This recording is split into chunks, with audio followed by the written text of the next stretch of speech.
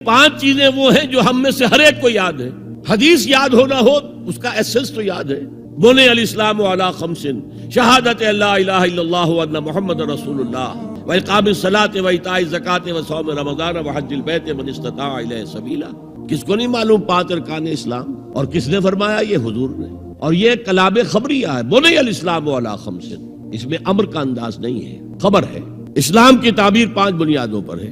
یہ حدیث ہمیں یاد ہے. اور جس کے کہہ رہے ہیں میں حکم دیتا ہوں تمہیں اور اللہ نے مجھے حکم دیا ہے، یہ 5 باتیں ہمارے ذہن سے نکل گئی. اس لیے کہ ہمارے ذہن میں اسلام کا تصور مذہب کا ہے، دین کا ہے ہی نہیں.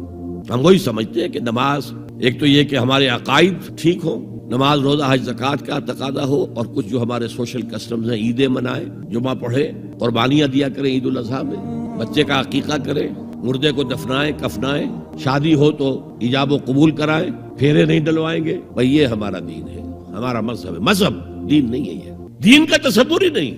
ہم اتنے خوگر ہو گئے محکومیت کے کہ دین کے اقامت کا تصور، دین کو غالب کرنے کا تصور ہمارے ذہن سے نکل گیا، ذہن میں ہے ہی نہیں. علماء کو بھی اجنبی سی بات لگتی ہے. یہ کیا بات کہہ رہے ہیں؟ یہ تو اجنبی سی بات ہے، اس لیے کہ ہمارے ذہنوں سے تصور نکل گیا.